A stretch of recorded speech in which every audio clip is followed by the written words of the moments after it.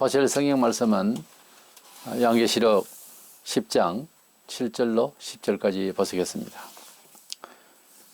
일곱째 천사가 소리 내는 날 그의 나팔을 불려고 할 때에 하나님이 그의 종 선지자들에게 전하신 복음과 같이 하나님의 그 비밀이 이루어지리라 하더라. 10절 내가 천사의 손에서 작은 두루마리를 갖다 먹어버리니 내 입에는 꿀같이 타나 먹은 후에는 내 배에서는 쓰게 되더라. 아멘. 요한계시록은 서론이 1장에서 5장까지 장래에 되어질 일을 계시받기 위해서 사도 요한이 어떤 상황에서 이 말씀을 받았는가 하는 내용과 함께 주님께서 아시아 7교회를 향하여 교회가 참 주님 앞에 인정받을 귀한 교회가 어떤 교회인지를 말씀을 하시고 요한이 다시 또 성령의 큰 감화를 받아서 하늘로 영원히 올라가서 하나님 보좌 앞에서 주시는 메시지의 환상과 말씀을 받아 적은 것이 6장에서 18장까지 말세의 마지막 지구촌 끝에 있을 일들에 대한 기록이고 거짓 환상적인 그림으로 주로 많이 나타나 있습니다만은 그 다음에 19장에 예수님이 재림하시고 20장, 21장, 22장에 이제 마무리를 하게 되는 이런 말씀이 예언되어져 있습니다.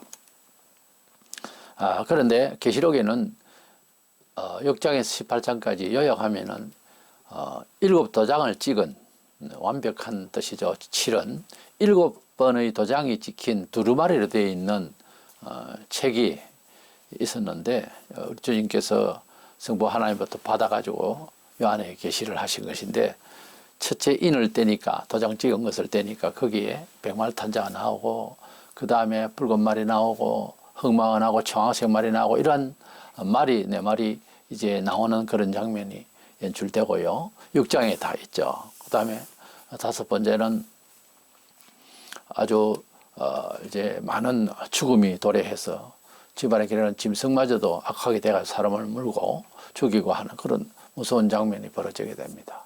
그리고 여러 일월 성진에 변화가 있고 천지에 여러 혼란이 오게 됩니다. 그까지가 6번째까지의 인이었어요. 인지양이었어요. 그 다음에 7번째 이렇게 인을 뗄 때에 나팔을 불기를 예비한 7천사가 쫙하니 보였습니다. 그 중에서 첫째, 둘째, 셋째, 넷째, 다섯째, 여섯째, 7째 중에서 그 중에서도 가장 무서운 재앙이 5번째, 6번째, 7번째 화가 있으리로다 하면서 그 특별히 재앙의 화 중에서도 5번째, 6번째, 7번째 화는 아주 무서운 재앙이다 하는 겁니다. 저번에 이제 2번째, 5번째, 6번째, 둘째의 화까지 우리가 보았는데 그것은 황충이의 재앙으로 5개월 동안 지구촌의 모든 사람들이 고통을, 불신자 세계입니다. 고통을 당하게 되고 그리고 대전쟁이 일어나게 되는 그런 엄청난 무서운 일이 벌어졌습니다. 이제 그 마지막 번째에 7째 천사가 소리내는 날 그렇게 나팔을 불려고 할 때 그랬어요. 그래서 7번째 마지막 나팔 재앙 안에는 또 7 대접재앙이 대접이를 들고 천사가 대접이는 탁 엎어지면 순식간에 엎어지잖아요. 그래서 순식간에 일어날 아주 마지막 지구촌에 그러니까 적그리스도의 왕국이 완전히 무너지고 세상의 모든 문화가 다 깨어지고 살 희망이 없는 게 아니고 지구촌의 모든 문화가 다 없어지는 다 깨어지는 그런 상황으로 가는 내용이 바로 마지막 나팔에 들어있는 7가지 대접재앙이 되겠습니다. 그래서 그 마지막 나팔 대접재앙이 7 대접재앙이 이제 눈앞에 있으니까 또 우리 성도들이 성경을 읽고 그동안에 여러 재앙들을 보면서 믿음이 있다 하여도 불안하기도 하고요. 두렵기도 하고 할 수도 있어요. 육신의 정신을 가지고 있는 이상 그런 가운데서 우리를 이제 낙심하지 않도록 하나님께서는 구약 이스라엘 백성들이 착해가지고 도와준 것도 아니고요. 하나님께서 조상으로부터 이제 인지하시고 아브라함의 후예로서 그 믿음의 자손으로 단지 표식은 할 일을 행함으로 뭐 남자에게만 그래서 뭐 종이라도 불려서 할 일을 행하며 하는 백성이 되고 하는 그런 간단한 조건이었죠. 그래서 그것을 이제 난지 8일 만에 남자의 할 일을 행하는데 그러면 그 표식으로 하나님 백성이 되었단 말이죠. 그러면 그 사람 그 아이가 인격적으로 온전하게 자랍니까? 그것도 아니에요. 이스라엘 백성 구약 시대 때 보면 우리 생각에 그렇다는 거죠. 이렇게까지 기적을 베풀으셨는데 무슨 불만이 많아서 이러고 살았을까 할 정도로 아주 말을 안 들었던 이스라엘 백성이에요. 그러나 하나님께서 그들을 끝까지 사랑하신 것은 우리 신약에 우리도 주님께서 너희가 나를 택한 것이 아니요 내가 너희들을 택하여 세웠다 하신 말씀처럼 특별히 제자만 아니라 다른 모든 구원받는 예수께로 오는 사람은 아버지께서 내게 오게 하여 주지 아니하시면 아무라도 내게 올 수 없느니라. 주님 그렇게 말씀하셨거든요. 우리가 전도를 듣거나 또는 인재에 걸려서나 무슨 혜택을 받았거나 또 그렇지 않아도 하나님께로 왔다는 자체는 하나님이 인도하신 거예요. 가만히 생각을 해보세요. 그래서 이제 어떤 집사가 열심히 이제 예수님을 믿게 되었는 나중에 목사님도 되셨는데요. 그분이 전도를 한참 하면서 무엇을 생각했냐면은 그렇게 전도를 해도 안 듣고 뭐 안 듣는 사람은 이유를 다 대죠. 근데 어째 나는 믿었나 이거야. 성격이 깐깐하고 사회생활에도 아주 철저하고 잘 나가던 사람이었는데 그렇게 그 사람이 예수를 비방하고 안에 믿는 것을 그냥 나무래고 그러다가 그가 예수 믿고 난 뒤에 생각이 그렇다는 거예요. 우리가 전도를 해보면 알고 하나님의 교회에 충성된 일을 하면 더 알아요. 하나님께서 나를 불러주셨다. 그걸 알아야 됩니다. 예수를 오래 믿어도 그렇게까지 생각 안 하는 사람들이 대부분이에요, 사실은. 하나님이 나를 불러주셨다. 이것을 믿으면요, 장래일도 믿어져요, 원래. 믿으면 그렇게 이해를 하도록 해야 됩니다. 그래서, 불안하고 그럴 수가 있으니까 또 믿음을 상실하고 하나님 끝까지 지켜주신다는 것을 못 믿는가 염려가 되어서 계시록에 보면 대환란 가운데에 위로의 말씀들을 삽입장을 이렇게 넣어줬어요. 그래서 10장 여기에도 삽입장입니다. 대비를 하는 믿음의 마음을 위해서요. 그래서 사도 요한이 작은 두루마리 하나님 말씀이 들어있는 책을 받겠는데 그것은 이제 마지막 나팔 재앙 안에 들어있는 내용을 감당하기 위한 힘을 위한 말씀이라고 할까요? 이래서 우리가 예배를 하든 사업을 시작하든 무엇을 하든 간에 항상 장래에도 예배를 먼저 하고 장례식을 하고 그러거든요. 먼저는 하나님, 돈이든지 즐거움이든지 아픔이라도 먼저는 하나님께 묻고 하나님께 예배하는 이것이 순서예요. 그것이 하나님 제일주의, 그것이 사회인들이 볼 때에는 아주 광적이다, 뭐 맹신도다 이렇게 볼 수도 있는데요. 그러나 참 믿음을 가지게 되면 언제나 그렇습니다. 이것을 인간의 윤리적으로 오면요, 자식은 부모님을 매일같이 어디 떨어져 있어도 안녕을 묻고 그것이 참 바른 겁니다, 원래. 그래서 하나님은 우리를 늘 아침부터 저녁까지 밤중에라도 함께 하시고 인사를 받으려고 하시고 그래요, 하나님은. 그래서 하나님께 아침부터 기도하고 저녁에도 하나님께 속닥속닥 이렇게 대화를 나누듯이 하나님 오늘 어떻게 지냈어요?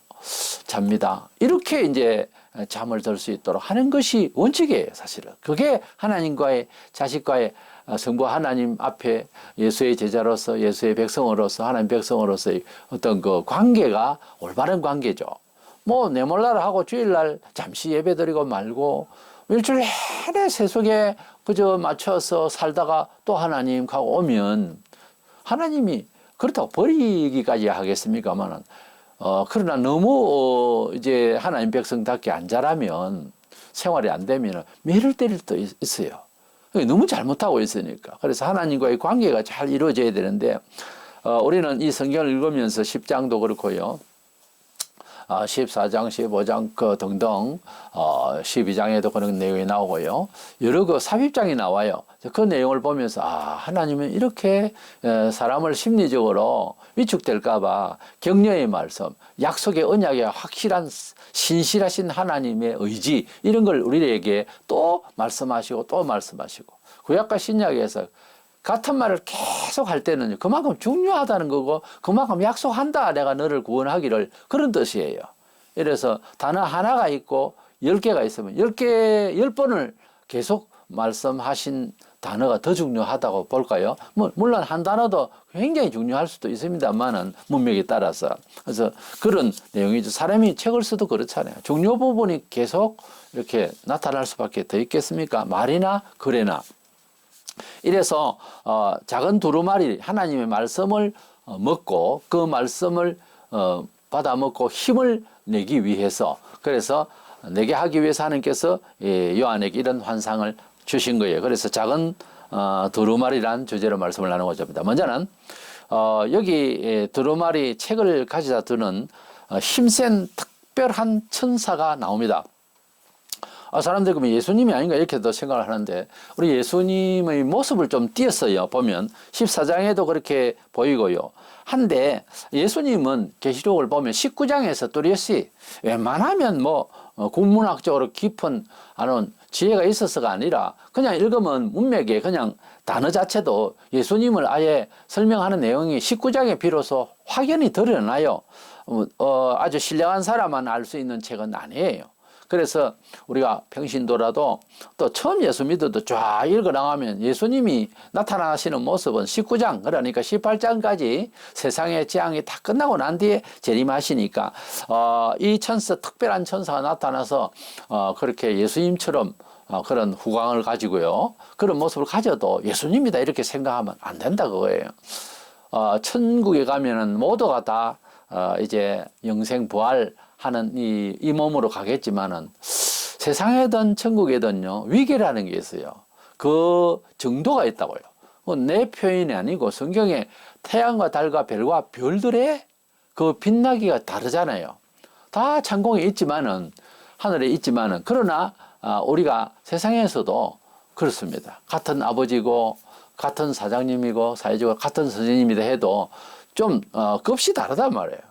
그래서 좋은 부모가 되기를 힘써야 되겠고, 좋은 자식이 되기를 힘써야 되겠죠. 이래서 그 급수에 대해서, 그 노력의 결실로 영광스러움에 대해서 우리가, 그것을 탐내는 것보다 도전을 받아야 되죠.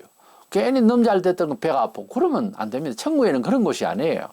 그래서 천국도 더 빛날 사람이 있고 더 존중을 받을 사람이 있습니다. 분명히 그날에. 지금 천사들도 그 영광의 그 모습이 좀 차이가 있었어요. 그래서 여기에는 아주 무서운 대환란이 마지막 나팔지향이 이제 있기 때문에 잃고 벗고 예언을 받아도 두려운 그런 내용이거든요. 그때 힘을 주기 위해서 꼭 예수처럼 나타나는 거예요. 이 특별한 천사가. 그렇게 해석해야 됩니다. 1절에 보면은 구름을 읽고 하늘에서 내려오는 때 그 머리 위에 무지개가 있고 무지개는 어떤 노아 이제 시대에 물심판에 의해 나타난 하나님의 언약이거든요. 다시는 이제 물로서 심판 안 하겠다고 할 때 무지개를 주셨다 그랬어요. 무지개가 있고 그 얼굴은 해갖고 보세요. 영광스러운 빛을 말해요. 해갖고 그 발은 불기둥 같으며 꼭 예수님 같지요. 어떻게 얼핏 보면 1장에 보면 예수님이 나타나셨는데 그 모습이 이런 모습 비슷해요. 그러나 예수님의 발은 빛난 주석 같고 그랬어요. 그런데 이제 얼핏 보면 예수 닮은 것 같은 그러니까 대단한 특별한 천사다 그 말이에요. 아주 힘 있는 천사라는 그만큼 영광스러운 천사고 권세 더 많이 가진 천사라 그 말이에요. 우리 예수님은 누가복음 21장 27절에 구름을 타고 오신다고 그랬지. 구름을 입고 하는 거는 표현이 다르죠. 오실 것이며 또 발은 계시록 1장 15절에 빛난 주석 같아 그랬지. 그 발은 불기둥 같아 그렇게 되어 있지는 않습니다. 우리 불기둥 하면 구름 기둥도 생각나죠. 하나님 인도하심, 보호하심이 생각나잖아요. 그래서 이 천사에 대한 표현을 보면은 예수님 같지는 않고 우리를 인도하시고 도와주실 하나님의 의도를 이렇게 보여주는 그런 자태를 이제 기록한 것으로 형용한 것으로 볼 수 있습니다. 그리고 무엇보다 계시록 19장 11절에 예수께서는 백마를 타고 완전 승리자로 이렇게 내려오시는 모습이 보여요. 그래서 이 사람은 이 천사는 예수님을 꼭 닮았지만은 좀은 다른 표현이 되어 있어요. 그래서 그 차이점을 보시기를 바랍니다. 이 천사 머리 위에 무지개 하나님의 언약 구원의 언약이 이제 우리에게 분명히 이루어질 것을 약속하는 뜻에서 이 천사가 이렇게 나팔 재앙을 바라보면서 말씀을 먹어라. 이 말씀은 너희들을 꼭 지켜주겠다는 무지개 그 언약처럼 언약의 확실한 말씀이다. 이렇게 해와 같이 빛나는 그런 조명을 받았어요. 이것은 우리 성도들이 그렇게 해와 같이 빛나리라. 잘 이겨내라. 그래서 하나님의 영광을 입은 모세도 40일 동안 금식하고 시내산에서 하나님과 대화하고 말씀을 받고 내려오니까 얼굴 너무 빛이 나가지고 인격하고는 문제가 다르죠. 인격이 그렇다고 갑자기 얼굴이 확 밝아지고 그건 아니고 하나님이 함께 하시면 얼굴이 밝아지는 것도 맞습니다. 우리 사람이 살아가는 데에 충격받고 어려움이 오면 얼굴이 어두워져요. 일상에서 우리가 얼굴이 어두워지는 걸 부끄럽게 여기고 주님 밝게 해주세요. 네, 밝게 해주세요. 하다못해 뭐 약간 꾸미기라도 밝게 해야 됩니다. 사람이. 남에게 컴컴하게 욕심이 덕지 붙어서 불만이 충만해가지고 얼굴이 탁 쳐다보면 그러면 안 돼요. 우리 성도들은 천지 걱정 없는 얼굴처럼 그러나 지혜는 항상 눈에 심어 있어야 되겠죠. 환하게 보고 살아야 되겠지만 항상 상대에게 밝은 얼굴로 은혜로운 얼굴로 그렇게 해야 할 어떤 면에서 거룩한 의무가 있어요. 그 의무를 감당을 해야 됩니다. 대중 없이 그냥 내 육체는 내 거다 내 마음대로 한다 그렇게 퍼지면 안 돼요. 좀 단장하고 그런 것이 필요합니다.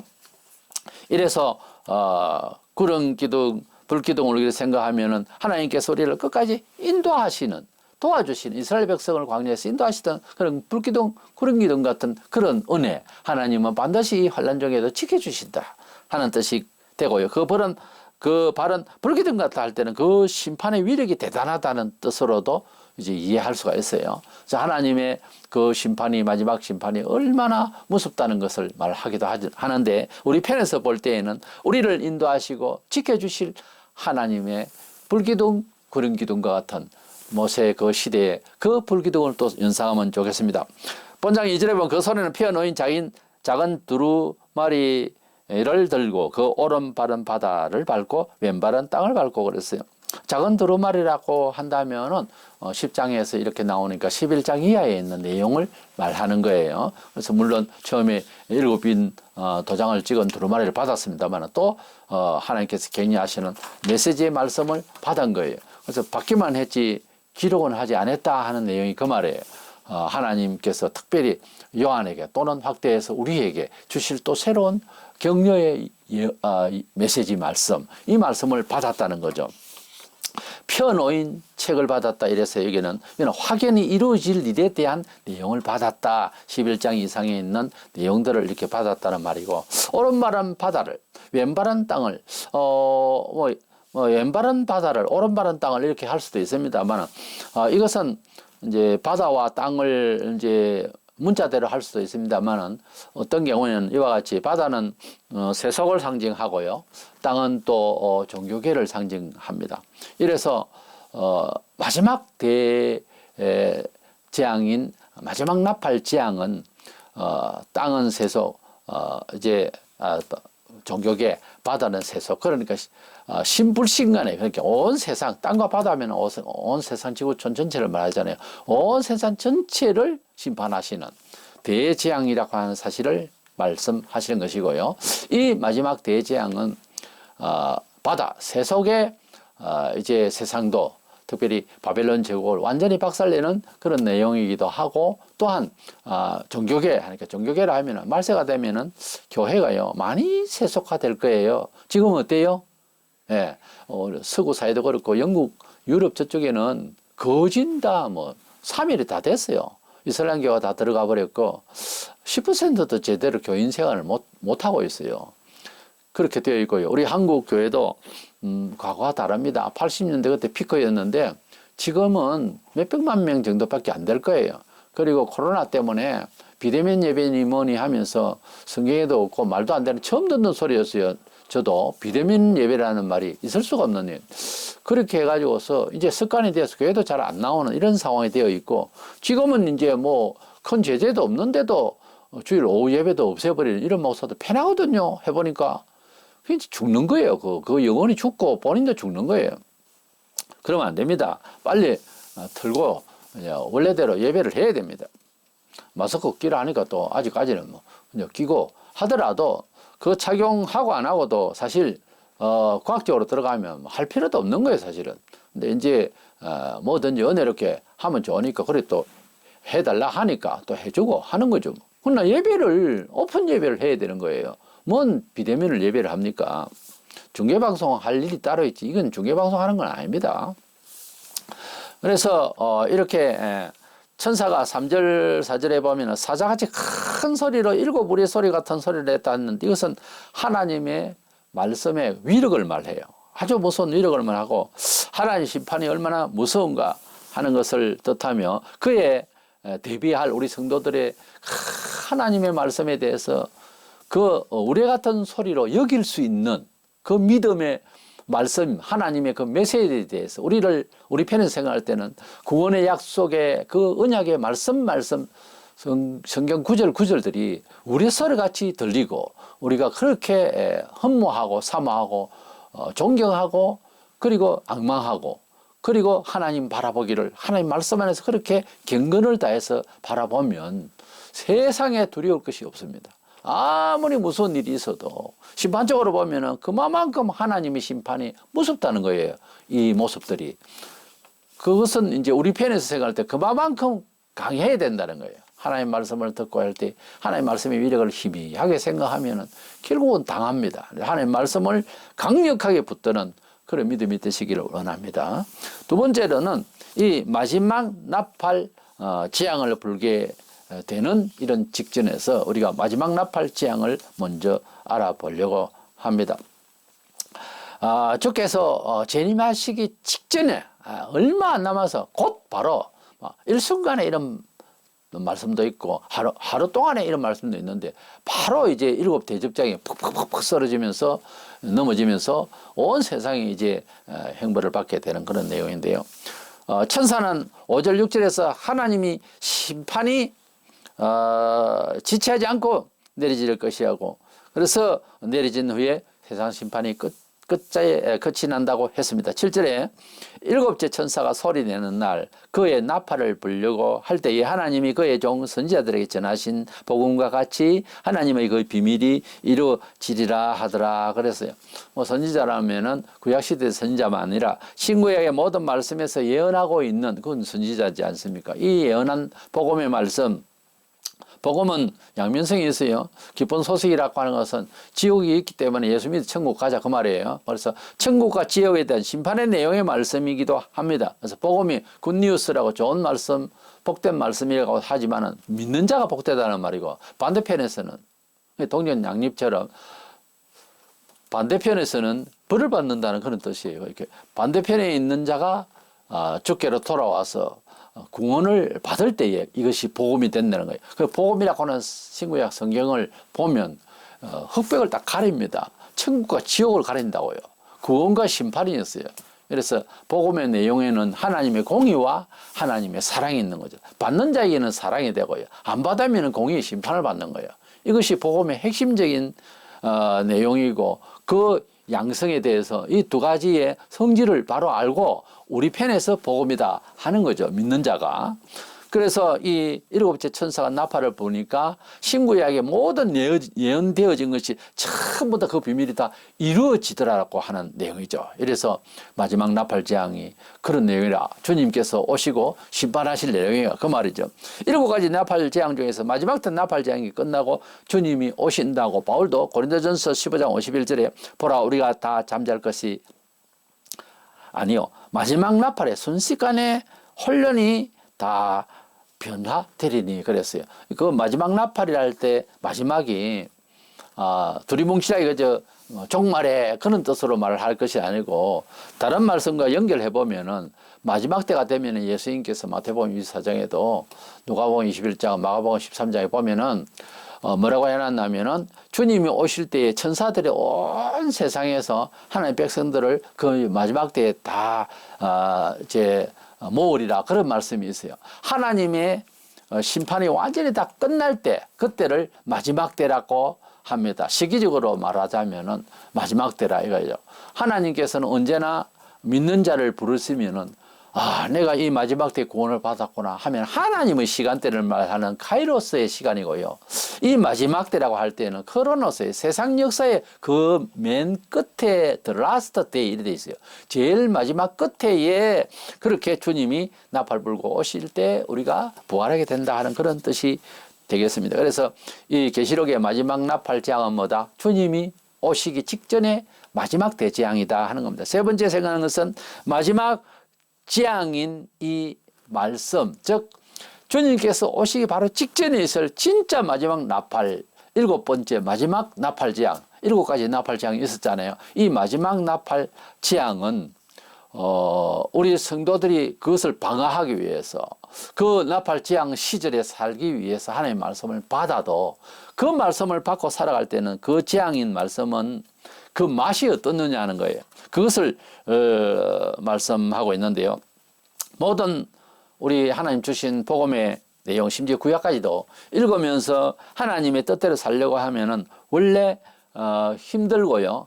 하나님의 말씀을 들을 때마다 원칙적으로는 마음이 자꾸 아픈 것이 생겨야 돼요. 하나님께서는 맑고 청명하며 공의로우며 또 그것을 매질하여서 우리 회개시켜서 구원시키려고 하는 말씀으로 가득해요. 근데 이 성경 말씀을 볼 때마다 가슴에 찔림을 받는다는 그런 말을 하죠. 양심이 찔린다고도 해도 되겠고요. 그래서 우리 인성적으로 말하자면 양심이 찔리는 그런 현상이 있어야지. 그냥 밋밋하게 읽는 것은 금방 없어져요, 생각이. 찔림을 받는 그런 하나님의 말씀이 살아 역사하셔서 내 영혼을 잘되게 하시는 찔림을 받는 시간들이 많이 있기를 바랍니다. 그래서 하나님의 말씀을 받을 때마다 우리가 찔림을 받고 회복되어지고 또 용기가 새로 생기고 또 희망이 생기고 그런 작용이 되기를 바랍니다. 본문 10절에 작은 두루마리를 갖다 먹어버리니 내 입에는 꿀같이 다나 먹은 후에는 내 배에서는 쓰게 되더라. 음식이든 뭐든 입으로 들어가는 것과 쓴맛이 있고 단맛도 있고요. 싱거운 것도 있고 뜨거운 것도 찬 것도 있는데 이 하나님 말씀을 이제 작은 두루마리를 먹으라 그래서 하나님 말씀은 양식이라고 하는 말, 생명의 양식이라 그렇게도 말하잖아요. 하나님의 말씀을 이제 담아서 먹는데 뭐 영적으로 먹는 거죠. 이제 두루마리를 먹는다고 하지만 그것은 영적으로 하나님 음성을 흡족히 받아들인다는 거예요. 근데 들어올 때는 그렇게 달콤했어요. 근데 배에는 쓰더라. 이게 소화장수 아닙니까? 하나님 말씀을 듣고 사회에서 생활을 할 때 그런 상황에서 하나님 말씀대로 살렸고 할 때 그 말이에요. 배에는 쓰더라 그랬어요. 요한이 이 메시지를 받으면서 말세를 대비하는 우리 성도를 위해 대표로 그렇게 말씀을 받는데 우리도 그렇게 말씀을 받아야 되는데 때에 맞는 말씀을 항상 받아야 되거든요. 이 말씀을 받을 때에 이 말씀이 달콤하고 정말 은혜롭다는 것으로 끝난 것이 아니고 그대로 살아야 되거든요. 배에서는 소화되는 것이니까 하나님의 말씀을 받아 사회에 나가서 그대로 살아야 돼요. 그대로 이제 적용을 하려 하니 당장 생활에 어려움이 오거나 뭐 사업하면서 오다 끊어지거나 상황이 시간과 환경적인 요소와 자기가 가지고 있는 사업이면 사업, 직장이면 직장 굉장한 불화가 생깁니다. 그럴 때 이제 이래서는 안 되겠다. 정신 차리고 적당히 믿어야지. 이렇게 돼버리거든요. 열애하고 그렇게 해요. 근데 끝까지 밀고 나갈 때에는 배에서는 쓰더라. 그 생활을 그 말씀대로 적용을 하기에는 너무나 힘들더라 그 말이에요. 배에는 쓰더라 그랬어요. 이 요한이 받아먹은 하나님의 말씀은 극한 상황에서 힘내라고 주시는 말씀인데도 불구하고 자신은 너무 힘이 들은 거예요. 너무 배에서 쓴 거예요. 이래서 요한님의 소화 기능을 말해서는 안 되고요. 하여튼 이 말씀을 받았을 때에 말씀대로 적응하고 이 말씀대로 살아가기는 너무 힘든데 주님 오시기 직전에 마지막 나팔 지약은 더 힘들다 그 말이에요. 그것을 이겨내기도 하나님 큰 은혜의 메시지가 없으면 진짜 감당하기 힘든 거예요. 그래도 감당을 해도 힘든 거예요. 힘들어도 힘들다고 해서 하나님 잘못이 방법이 잘못된 게 아니고 우리가 그만큼 죄인이기 때문에 힘든 거예요 원래는. 그래서 그 말씀을 받고 그 마지막 환난을 이제 견디려고 할 때 많이 힘들 거다 이런 연상을 해보는 것입니다. 이래서 하나님의 말씀을 지금도 이제 받게 되는데 지금 세상이 이구동성으로 말세라 하는데 교회에는 맨날 좋다고 노래 부르고 뭐 걱정도 없는 메시지로서 잘 살자 잘 산다 이거 나는 반대입니다. 이 마지막 시대는 회개를 더 철저히 하고 하나님의 언약의 말씀대로 내가 처세하고 있는지 매주 반성하고 난 이게 맞다고 봐요. 가령 병원에 환자가 들어누워 있는데 체육을 해서 뭐 즐거운 이야기를 할 수 있겠어요? 아니잖아요. 아픈 사람은 위로하고 병이 낫도록 마음부터 건강한 마음을 가지도록 이렇게 격려하고 위로하고 이게 중요하지. 초상집에 가서 잔치집 같이 할 겁니까? 때를 따라서 주시는 양식을 먹일 수도 있어야 되고 목사가요. 받을 수도 있어야 되는 거예요. 그래서 이 때가 마지막 때라며요. 이구동서로 마지막 때를 하잖아요. 그럼 마지막 때에 맞는 말씀을 받자고요. 그 마지막 때에 맞는 우리 메시지를 많이 받으셔야 되고 또 찾아 읽어야 되고 들어야 되고요. 그러나 씁니다. 힘들어요. 하나님의 거룩하신 생명의 도를 따라서 이 시대를 살려고 하면요. 지금 이 세상 자체가 말세와 그 마지막 때 일어날 일과 거의 비슷한 조로 지금 살고 있어요. 지구촌이. 너무너무 힘들어요. 그런데 사람들이 간단간단하게 생각하면서 세속에 그냥 묻어서 살아가려고 하는 성도들을 생각하면 큰일이에요. 그렇게 살면 안 됩니다. 우리는 하나님의 진리를 세상 끝날까지 대원칙으로 삼고 정말 우리가 생명을 건지는 말씀으로 믿고 살아야 될 것입니다. 본문 11절에 그가 내게 말하기를 네가 많은 백성과 나라와 방언과 임금에게 다시 예언하여야 하리라 하더라. 그래서 이런 가운데서도 요한이 또 전도를 해야 되네. 요한도 당시가 큰 환란을 받고 밥 먹으면서 귀양 갔거든요. 그러니 뭐 산순교자예요.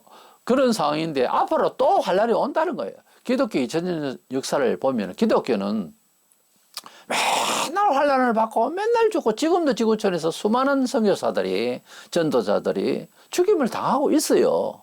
태평 세월에 헤헤 웃고 그렇게 예배하고 즐기고 할 세월이 아니에요. 교회가 많다 보니까 예사로 생각하는데 한국 교회가 초기에요. 얼마나 핍박을 많이 받고들 그래 살았는지 몰라요. 하나님 살아계시면 저렇게 할 수 있나 싶어도 목사가 자녀가 못 먹어서 굶어서 죽기도 하고요. 그래도 끝까지 갔어요. 왜? 천국이 마지막 목표니까 그 일심으로요. 그랬더니 하나님께서 100년도 안 되는 이 기독교 역사 안에 일찍부터 세계 10위권에 들어가는 나라로 축복을 해버렸어요. 그랬더니 또 배부르면 타락한다고 성경에 나와요. 그러니 뭐 배부르지 마라 그 말은 아닌데 굉장히 조심스러워요. 부유해질 때는. 항상 돈 문제에 대해서는요. 자꾸 마음을 다운시켜야 돼요. 항상 겸손해야 돼요. 그 있는 사람 치고 다운되기가 힘들어요. 항상 교만하거든. 항상 지배하려고 그러고 돈 있으면. 그러면 안 되는 거예요. 항상 있으면 나눌 수 있는 마음을 가져야 되고요. 없는 자가 어떤 면에서 차라리 편해요. 뭐 이럴 것이 없으니까 겸손하기가 좀 쉽다 할까? 또 억울해하고 연약해지는 마음의 시험을 받을 수 있습니다만 그러지는 마시기 바랍니다. 가난한 자는 복이 있나니 천국이 저희 것이며 주신 말씀대로 그렇게 그런 사람이 돼야 되는 거예요. 부유한 자는 가진 자는 없는 자 같이 하고 성경이 그랬잖아요. 항상 마음을 비워야 되는 거예요. 어차피 세상은 툴툴 들고 가야 됩니다. 그렇기 때문에 공정하고 겸손하게 내 소유한 내 권위와 내 입장이면 나는 좀 낮아졌어. 서민의 입장에서 항상 낮은 그런 어려운 입장에서 소자 입장에서 생각하고 그리고 힘을 낼 때는 또 강력하게 하나님의 능력으로 힘을 내고 이렇게 살아가야지 물질과 이 세상 환경을 쫓아서 자기 인격을 자꾸만 가변적으로 이렇게 하면 안 되는 겁니다. 그렇게 사는 게 아니에요. 하나님 백성이 딱 되고 하나님 나라를 딱 소유한 사람은 아주 사는 방식이 달라야 됩니다. 예, 세상 사람들에게 전혀 이제 시험이 되지 않도록 정말 편안하게 대해줄 수 있는 그런 스타일로 살아가시기를 원합니다. 그래서 이 요한은 이 메시지를 받고 또다시 증거해야 된다. 그래도 또 증거해야 된다. 이런 뜻으로 다시 예언하리라 하는 것은 거듭 전해야 된다는 거예요. 그래서 아무리 세상이 돈이 필요하고 말이지 참 어려움이 있고 말이지 이래도 뭐 거기에 발맞춰 사는 건 아니에요. 그러나 주님은 오신다. 그러나 천국은 있다. 그러나 지옥도 있다. 이거를 분명하게 이야기를 해줘야 되는 거예요. 하나님 안에서 죽음을 각오라도 살아야 된다. 그래야 하나님께서 구원하신다. 예, 물론 예수 믿어서 구원받는다 하지만 교회당을 다녀도요. 종교처럼 절은 멀고 예배당은 가깝다고. 그래서 교회를 다니는 사람이 수도 없이 많아요. 그러다가 재미없으면 막 떠나버리고. 그 가난한 신자라지만 신자라고 붙이면 안 됩니다. 가난한 신도가 아니에요. 이거. 그냥 간 사람이지. 우리가 하나님을 믿으면은 하나님의 집에서 예배하는 것이 원칙이에요.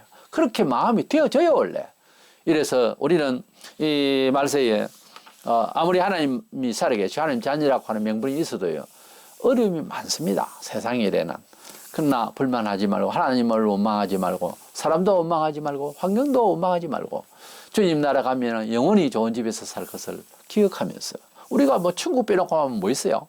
그 천국이 우리에게 어떤 면에서는 분양받은 새 집입니다. 그 집에 가서 살 그날까지 잘 인내들 하시고, 메시지를 날마다 때마다 때에 맞는 말씀들을 많이 받아서 요한처럼 마지막 나팔을 대비하는 메시지를 받은 것처럼 항상 우리가 때에 맞는 말씀을 주시옵소서 하는 마음으로 우리 하나님을 생각하면서 말씀 안에서 살아서, 비록 쓴맛이 나는 세상, 기독교 문화적으로 하나님의 성경대로 말씀대로 교회 풍습대로 살아가려면 힘듭니다. 그러나 배에는 쓰더라고 입에는 단데, 하나님 말씀을 듣기는 좋은데 그대로 살기는 그제나 지금이나 마지막 때나 다 마찬가지로 힘들어요.